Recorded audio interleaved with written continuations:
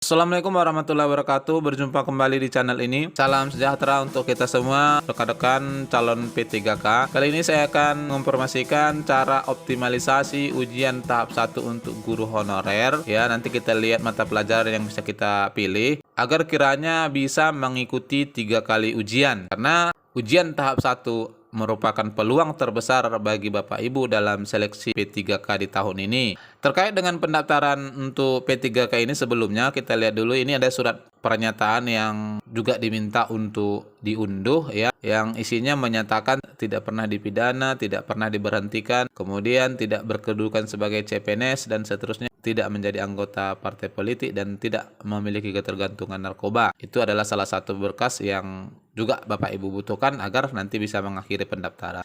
Lalu terkait dengan tahapan untuk pemilihan formasi agar bisa mengikuti 3 kali ujian, dan sekaligus ini Bapak Ibu gunakan untuk mengambil sertifikat manakala di tahun depan formasi di sekolah Bapak Ibu sekalian dibuka oleh pemerintah ya.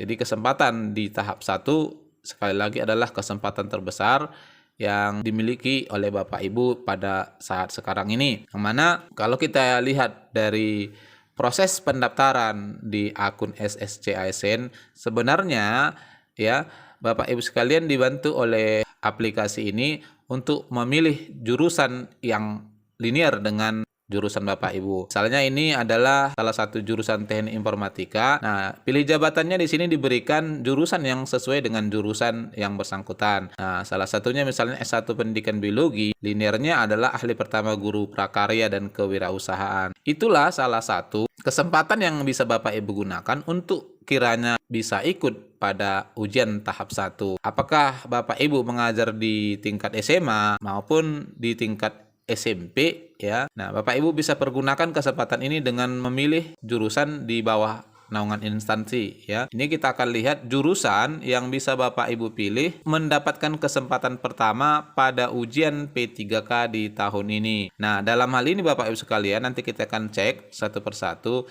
jurusan yang bisa Bapak Ibu ambil ini untuk pendidikan semua adalah jurusan prakarya, yang mana secara spesifik memang lulusan pendidikan untuk jurusan prakarya sampai sekarang belum ada. Jadi inilah kesempatan yang bisa Bapak Ibu pergunakan untuk ujian P3K di tahap 1 ini. Sehingga bila belum beruntung di tahap 1 ini, Bapak Ibu sekalian akan ikut tahap 2 dan ikut tahap 3. Nah, oleh karenanya secara keseluruhan tahapan ujian ini bisa Bapak ikuti dengan cara ini. Baik, berikut kita akan coba lihat jurusan-jurusan yang linear untuk mengambil jurusan prakarya dan kewirausahaan ini ya. Nah, ini adalah administrasi perpajakan ya. Jadi bisa mengambil SMA dan SMK untuk prakarya dan kewirausahaan. Untuk jurusan-jurusan lain di luar pendidikan Bapak Ibu bisa buka itu ya.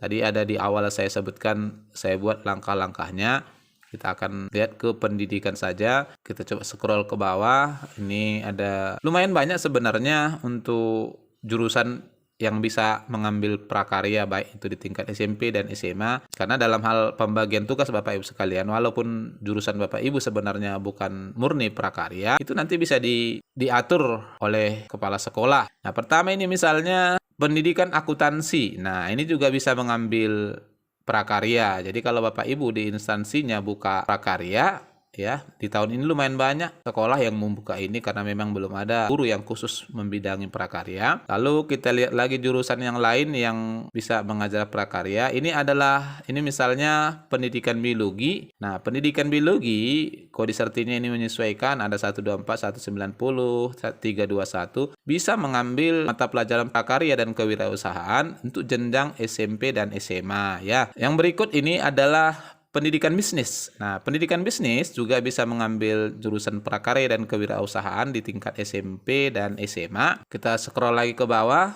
Lalu ini kemudian pendidikan dokter juga bisa mengambil untuk prakarya. Lalu pendidikan ekonomi ya, bagi Bapak Ibu sekalian guru ekonomi juga bisa mengambil mata pelajaran prakarya, memanfaatkan peluang di kesempatan pertama ini. Lalu pendidikan fisika, ya ini juga termasuk jurusan yang bisa mengambil jurusan prakarya. Nanti ini akan muncul secara otomatis begitu Bapak Ibu sekalian mendaftar. Tinggal melihat daerah yang bisa Bapak Ibu ikuti agar termasuk dalam satu instansi. Nah, tadi ada jurusan pendidikan komputer juga masuk ya. Ini pendidikan komputer selain prakarya juga bisa mengambil mata pelajaran komputer. Lalu pendidikan ilmu pengetahuan alam juga bisa mengambil mata pelajaran prakarya dan kewirausahaan. Ya, banyak yang bisa. Nih kita akan ambil yang umum-umum saja. Lalu pendidikan IPA juga bisa mengambil prakarya bagi Bapak Ibu pendidikan IPA, baik jenjang SMP maupun SMA bisa. Lalu pendidikan kesehatan dan keluarga, ya ini adalah jurusan yang jarang aktif mengajar di tingkat SMA, namun bisa memanfaatkan kesempatan pertama ini untuk mata pelajaran prakarya. Lalu pendidikan kimia, ya dimungkinkan mengambil mata pelajaran prakarya. Yang berikut Bapak Ibu sekalian, ini pendidikan kimia juga yang ada kaitannya dengan jurusan prakarya, ya dimungkinkan dengan kode sertifikasi 382 dan seterusnya. Lalu pendidikan komputer ini juga dimungkinkan mengambil prakarya. Pendidikan seni musik, bila Bapak Ibu sekalian jurusannya seni musik di sekolah Bapak Ibu sekalian dibuka mata pelajaran prakarya, maka Bapak Ibu sekalian bisa mengambilnya. Yang berikut kita coba cari lagi jurusan-jurusan yang bisa. Nah, ini ada jurusan pendidikan sejarah dan sosiologi. Nah, ini juga bisa mengambil prakarya untuk jenjang SMP dan SMA. Lalu pendidikan sendera tasik juga bisa untuk prakarya. Jurusan yang berikut pendidikan seni juga bisa mengambil mata pelajaran prakarya. Jadi ini nanti linear dengan jurusan Bapak Ibu. Lalu seni tari dan musik juga ini dimungkinkan untuk mengambil mata pelajaran prakarya. Ya, sekali lagi untuk masalah pembagian tugas Bapak Ibu sekalian tidak perlu khawatir.